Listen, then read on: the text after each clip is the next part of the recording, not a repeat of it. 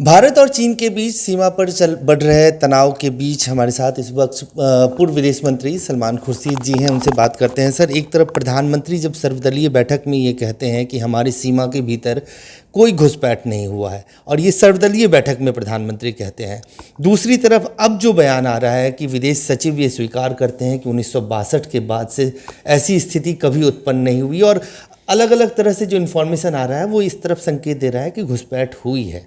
तो ये आखिर इसके पीछे आप क्या देखते हैं? क्या सिर्फ इसमें सियासत हो रही है या एक स्वीकारोक्ति सरकार की तरफ से आना चाहिए कि घुसपैठ हुई है? बताइए, हमारी विडंबना देखिए कि हम चीन के सामने ये कहें कि हमारा प्रधानमंत्री जो है वो हमको सच नहीं बोल रहा है।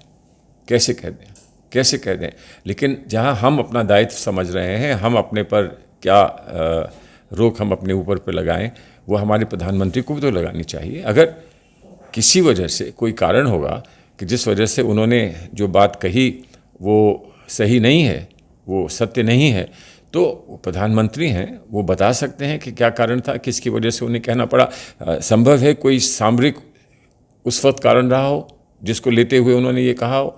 इसको वो प्राइवेटली, कम से कम व्यक्तिगत रूप से ऑपोजिशन लीडर्स को बता सकते हैं कि मेरे लिए एक मजबूरी थी, इसलिए मुझे ऐसा कहना पड़ा।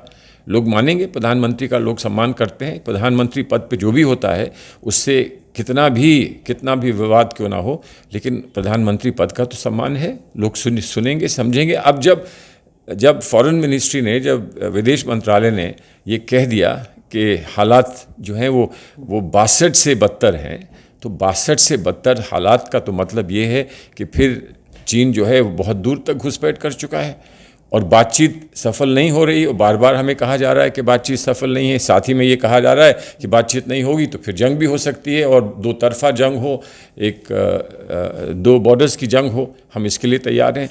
तो ये बात कैसी है? ये कोई खिलौने हैं क्या? ये कोई बच्चों का खेल है जो ऐसी बातें कही जा रही हैं? बहुत गंभीर बात है। इस गंभीर बात इसलिए है कि हम लोग दोनों के पास परमाणु शस्त्र हैं, और कोई मामूली बात नहीं है चीन और भारत का आमने सामने आना। इसलिए मैं तो उम्मीद करता हूं, और मैं सिर्फ ये परामर्श ही दे सकता हूं कि आप इस समय बहुत समझदारी से इस बात को डील नहीं कर रहे हैं। जितना बता सकते हैं उतना देश को बताइए। जितना आप विकल्प के साथ, अपने विपक्ष के साथ आप साझा कर सकते हैं, वो विपक्ष के साथ साझा करिए।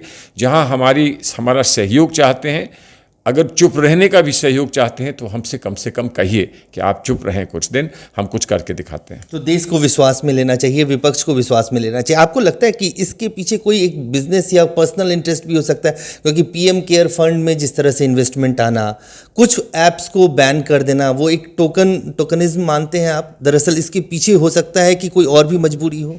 देखिए, ये समय आएगा, इन सब बातों का समय आएगा। आज इस बात का समय नहीं है। आज हम कोई प्रश्न चिन्ह लगाएं जबकि हमारे देश का प्रधानमंत्री चीन के राष्ट्रपति के सामने खड़े होकर अपनी बात कहने का प्रयास कर रहा है, उस समय हम पीछे से उसकी टांग घसीटें, ऐसा मैं समझता हूं कि हमारे लिए उचित नहीं होगा, ना हम ऐसा करेंगे।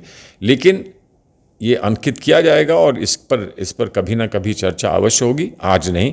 आज का दिन खड़े रहकर हमारी तरफ से कम प्रयास ये है कि हम चीन को या किसी को भी दुनिया में ये बताएं कि हम लोग बटे नहीं हैं। हम एक ध्वनि में, एक भाषा से और एक ही सोच से अपनी बात कह रहे हैं। हम कम से कम इसमें कहीं फिसले ना। अब सरकार क्या करती है, सरकारी पक्ष क्या करता है, वो आगे समय बताएगा। सर, मैं एक आखिरी सवाल, क्योंकि कई स्तर पे बातचीत हो चुकी है और काफ़ी लंबा वक्त भी बीत चुका। लद्दाख से लेकर अरुणाचल तक 5 सिविलियन को किडनैप कर लिया, ये खबर अब आ रही है। कोर कमांडर लेवल पे, विदेश सचिव स्तर पे, विदेश मंत्री के स्तर पे, अब रक्षा मंत्री रूस में है। तो ये डेडलॉक क्यों नहीं टूट पा रहा है? इसके पीछे आप क्या रीज़न देखते हैं?